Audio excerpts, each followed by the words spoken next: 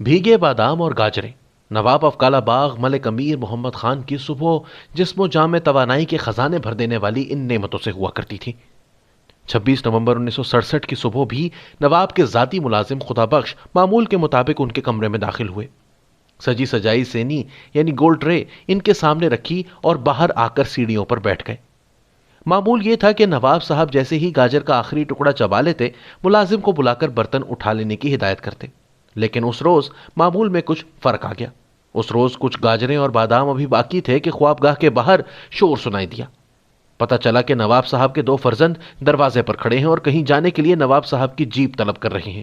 نواب صاحب نے چابی ان کے حوالے کر دی۔ جیسے ہی چابیاں ان کے ہاتھ میں آئیں، وہ دونوں گاڑی کی طرف جانے کے بجائے خوابگاہ کے دروازے کی طرف بڑھے اور ہیجانی انداز میں اسے کھولتے ہوئے اندر داخل ہو گئے۔ نواب امیر محمد خان کے سوانح نگار سید صادق حسین شاہ نے اپنی کتاب نواب افکالہ باغ میں یہ واقعات پوری تفصیل کے ساتھ لکھے ہیں۔ نواب صاحب کے بورڈ والے بنگلے میں، جہاں وہ کبھی سعودی عرب کے شاہ فیصل، ایوب خان، اسکندر مرزا، ذوالفقار علی بھٹو، امریکی خاتون اول مسز روزویلٹ سمیت کئی دوسری عالمی شخصیات کی میزبانی کر چکے تھے، گزشتہ کئی روز سے یہاں کشیدگی کے آثار تھے۔ اس کشیدگی کا پتہ بنگلے کے مکینوں کے علاوہ ملازمین کے چہروں سے بھی عیاں تھا۔ سوانح نگار سید صادق حسین شاہ کے مطابق نواب صاحب کے 2 بیٹوں نواب زادہ مظفر خان اور نواب زادہ اسد خان کی اپنے والد کے کمرے میں یہ گستاخانہ انٹری اسی کشیدگی کا تسلسل تھی۔ اس کے فوراً ہی بعد باہر سیڑھیوں پر بیٹھے خدا بخش کو کمرے سے تلخ کلامی کی آوازیں سنائی دی۔ اس کے بعد فائرنگ کی۔ اوے کے پے کرندے ہو، ارے کیا کر رہے ہو؟ خدا بخش کے کانوں میں نواب صاحب کا جب یہ جملہ پڑا تو وہ بھی کمرے میں داخل ہو گئے۔ نواب زادہ مظفر نے انہیں بالوں سے پکڑ کر صوفے پر پٹخا اور کہا، کسی کو بتایا تو اس سے بھی برا حشر کروں گا۔ اسی دوران ایک اور ملازم عالم خان کمرے میں داخل ہوا۔ اسے یہ کہہ کر واپس بھیج دیا گیا کہ کمرے سے نکل جاؤ، نواب صاحب کو دورہ پڑ گیا ہے۔ گولی لگنے کے بعد نواب صاحب قالین پر اوندھے منہ گر چکے تھے اور ان کے جسم سے خون بہہ رہا تھا۔ عینی شاہدین کے مطابق دونوں بیٹے اس وقت تک کمرے میں موجود رہے جب تک روح نواب صاحب کے جسم سے پرواز نہیں کر گئی۔ آخر ایسا کیا اختلاف تھا جس کی وجہ سے معاملات ایسی انتہا پر جا پہنچے کہ بیٹے اپنے باپ کی جان کے درپے ہو گئے؟ سید صادق حسین شاہ نے کئی برس گزرنے کے بعد یہ سوال نواب زادہ اسد خان سے پوچھا، جو اپنے والد کے قتل کے الزام میں نامزد رہنے کے بعد عدم ثبوت کی بنا پر بری ہو چکے تھے۔ نواب زادہ اسد نے سوانح نگار کے سوال کا براہ راست کوئی جواب دینے کے بجائے کہا کہ ان کے تو اپنے والد سے کوئی اختلافات نہ تھے، البتہ بھائی نواب زادہ مظفر خان کو ان کی پالیسیوں سے کچھ اختلاف تھا جس کا اظہار وہ برملا کیا کرتے تھے۔ انہوں نے مزید بتایا کہ وقوع کے روز انہوں نے اپنے بھائی کو والد کے کمرے کی طرف جاتے دیکھا تو وہ بھی ان کے پیچھے چلے گئے۔ پہلے خود نواب صاحب یعنی ان کے والد نے فائرنگ کی، ایک گولی انہیں یعنی نواب زادہ اسد کے بازو میں لگی اور دوسری قریبی دیوار میں پیوست ہو گئی۔ جواب میں نواب زادہ مظفر نے 5 گولیاں چلائیں۔ نہایت قریب سے چلائی گئی بریٹا پستول کی گولیاں نواب صاحب کی جان لے گئیں۔ نواب صاحب کی وہ کیا پالیسیاں تھیں نواب زادہ مظفر کو جن سے اختلاف تھا؟ مصنف کے مطابق نواب صاحب جن دنوں پنجاب کے گورنر تھے، ریاست کالا باغ کا تمام تر انتظام ان کے بیٹوں کے ہاتھ میں آ گیا، جس کے نتیجے میں ضلع میاں والی میں جبر کی فضا قائم ہو گئی اور نواب زادگان نے سیاسی مخالفین کو زور زبردستی راستے سے ہٹا دیا یا مخالفین کو جان سے ہاتھ دھونے پڑے۔ نواب صاحب گورنر کا منصب چھوڑ کر واپس کالا باغ پہنچے تو اس صورتحال کو انہوں نے اپنے لیے ناخوشگوار پایا۔ انگریزی اخبار دی نیشن نے اپنی ایک تحقیقی رپورٹ میں وراثت کی تقسیم سے متعلق اختلافات کا بھی ذکر کیا ہے، جن کے مطابق نواب صاحب نے کچھ ایسے اشارے دیے تھے کہ وہ اپنی جائیداد اپنے بیٹوں کو منتقل کرنے کے بجائے براہ راست اپنے پوتوں کے نام کر دیں گے۔ یہی اختلاف تھا جو ان کی جان لے گیا۔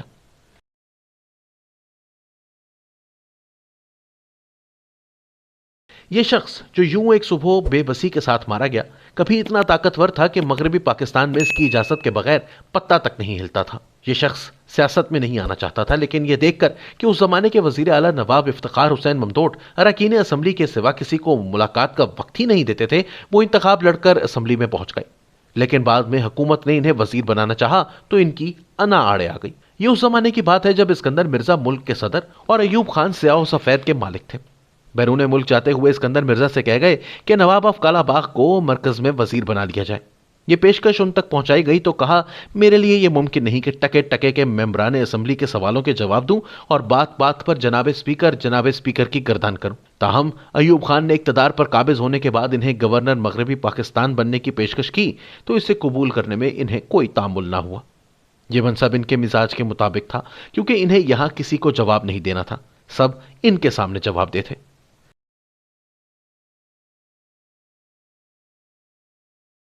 سول اور فوجی افسروں کے بارے میں وہ خاصی معلومات رکھتے تھے۔ انہیں جب معلوم ہوا کہ ایوب خان یحییٰ خان کو فوج کا سربراہ بنانے والے ہیں تو کہا کہ یہ ان کی عظیم ترین غلطی ہوگی، کیونکہ وہ شرابی اور عیاش آدمی ہیں۔ جنرل سرفراز چاہتے تھے کہ یحییٰ کی جگہ انہیں یہ منصب ملنا چاہیے۔ اس مقصد کے لیے وہ نواب صاحب کی مدد کے طلبگار بھی ہوئے، لیکن ان کے بارے میں نواب صاحب کی رائے مثبت نہیں تھی۔ ان کا خیال تھا کہ 1965 کی جنگ میں لاہور کے محاذ پر ان کی کارکردگی اطمینان بخش نہ تھی۔ 1965 کی جنگ اور اس سے پہلے آپریشن جبرالٹر اور گرینڈ سلیم کے بارے میں ان کی رائے یہ تھی کہ یہ ایک سازش تھی جس میں بھٹو اور ان کے ساتھی ملوث تھے۔ ان آپریشنز اور جنگ کے بارے میں وہ سمجھتے تھے کہ ان کی وجہ سے نہ صرف ملک نقصان میں رہا بلکہ ایوب خان کا اقتدار بھی کمزور ہوتا چلا گیا۔ نواب صاحب کو مسلم لیگ میں پھوٹ ڈال کر ایک نئی جماعت کا قیام ناپسند تھا، اسی لیے وہ کنونشن لیگ میں شریک نہ ہوئے۔ لیکن تاریخ یہ بھی بتاتی ہے کہ صدارتی انتخابات میں بانی پاکستان کی ہمشیرہ فاطمہ جناح کو شکست سے دوچار کرنے کے جوڑ توڑ میں وہ پوری طرح شریک رہے۔ 1963 میں جماعت اسلامی کے ایک جلسے میں فائرنگ ہو گئی جس میں ایک کارکن اللہ بخش جاں بحق ہو گئے۔ ان کے سوانح نگار کے مطابق اس واقعے نے انہیں الجھن میں مبتلا کر دیا تھا، کیونکہ مولانا مودودی سے ان کے دوستانہ تعلقات تھے۔ چنانچہ بانی جماعت کے نام ایک خط میں انہوں نے لکھا کہ اس طرح کی حرکتیں نئے سیاستدانوں کی ہیں، میرا یہ طریقہ کار نہیں۔ اشارہ ایوب خان کی طرف تھا۔ اس سلسلے میں انہوں نے ایوب خان کو بھی ایک خط میں لکھا کہ حزب اختلاف کے ساتھ ایسے سلوک سے قانون کی دھجیاں اڑ جائیں گی۔ جماعت اسلامی کی تاریخ کے ماہر پروفیسر سلیم منصور خالد اس کہانی سے اتفاق نہیں کرتے۔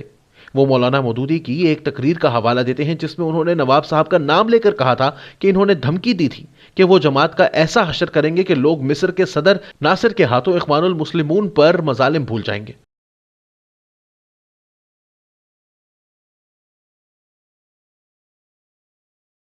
ایوب خان سے اختلافات اور گورنر مغربی پاکستان کے منصب سے استعفیٰ ایک ایسا واقعہ ہے جس سے نواب کالا باغ کے زوال کی ابتدا ہوئی۔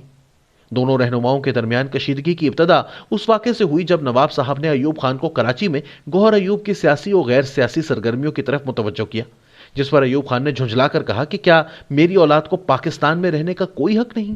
دوسرا واقعہ ان کے علاقے کی ایک خاتون کے اغوا کا تھا جس میں ایوب خان کے عزیز ملوث تھے۔ نواب صاحب نے یہ بات براہ راست ایوب خان سے کہی۔ کچھ دنوں کے بعد لڑکی تو واپس آ گئی، لیکن دونوں خاندانوں کے درمیان سرد جنگ شروع ہو گئی۔ اس سیاسی اتحاد کو سب سے بڑی زد کراچی کے ایک ضمنی انتخاب سے پہنچی جس میں ایوب خان کے امیدوار حبیب اللہ خان تھے، جبکہ نواب صاحب بلوچستان کے قوم پرست رہنما میر غوث بخش بزنجو کی حمایت کر رہے تھے۔ بزنجو صاحب انتخاب جیت گئے، جس سے ایوب خان کو بہت رنج پہنچا۔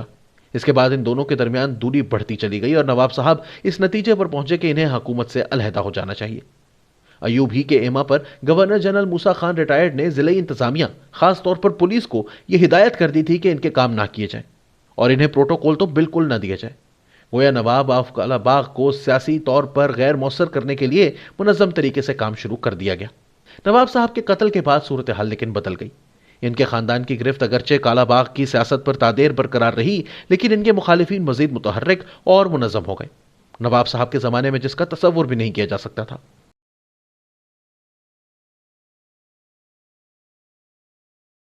کالا باغ کے نواب زادگان کے خلاف سب سے مؤثر سیاسی تبدیلی اس علاقے میں پیپلز پارٹی کے قیام کی صورت میں رونما ہوئی۔ نواب زادگان نے اعلان کیا کہ اگر یہاں کسی نے پیپلز پارٹی کا جھنڈا لہرایا تو اسے سبق سکھا دیا جائے گا، لیکن بعد میں وہ خود ہی پیپلز پارٹی میں شامل ہو گئے۔ اس موقع پر پیپلز پارٹی کے پرانے ارکان نے اعلان کیا کہ وہ ان لوگوں کی پارٹی میں شمولیت کے باوجود ان کے خلاف جدوجہد جاری رکھیں گے۔ 1976 میں نواب زادگان کے خلاف اس عوامی لہر کی شدت میں بتدریج اضافہ ہوا، جس کا پہلا بڑا سیاسی نتیجہ 1985 کے غیر جماعتی انتخابات میں سامنے آیا۔ ان انتخابات میں نواب صاحب کے صاحبزادے نواب زادہ مظفر خان کے مقابلے میں مقبول خان نیازی بھاری اکثریت سے کامیاب ہوئے۔ 1988 کے انتخابات میں جمعیت علماء پاکستان کے سیکرٹری جنرل مولانا عبدالستار خان نیازی کی کامیابی سے نواب زادگان کی سیاسی اہمیت میں مزید کمی ہو گئی۔ کالا باغ کے اس طاقتور خانوادے کے خلاف رائے عامہ کو بیدار کرنے میں ایک مقامی تنظیم بغورچی محاذ نے بھی اہم کردار ادا کیا۔ سیاسی زوال کے اس وقفے کے بعد 2002 کے انتخابات میں یہ خاندان ایک بار پھر ابھر کر سامنے آیا، جب نواب صاحب کی پوتیاں عائلہ ملک اور سمیرہ ملک قومی اسمبلی کی رکن منتخب ہوئیں۔ ان کے بعد نواب صاحب کا ایک پڑ نواسہ بھی 2013 کی قومی اسمبلی کا رکن منتخب ہوا۔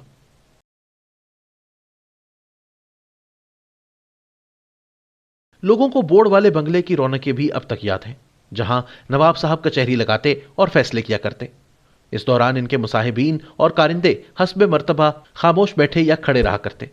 مزاج شغل میلے کی طرف مائل ہوتا تو کچہری میں ہی ریچھ کتے کی لڑائی برپا کی جاتی، لیکن ریچھ اور کتا دونوں ہی اشرف المخلوقات میں سے چنے جاتے۔ ضرورت مند براہ راست سوال نہ کرتے، ان کے کارندوں کے ساتھ کھڑے ہو کر گانا شروع کر دیتے۔ نواب صاحب سمجھ جاتے، مسکراتے اور کسی کو اشارہ کرتے، اس کا منہ بند کر رہے۔ سوالی کا گھر دانوں سے بھر جاتا۔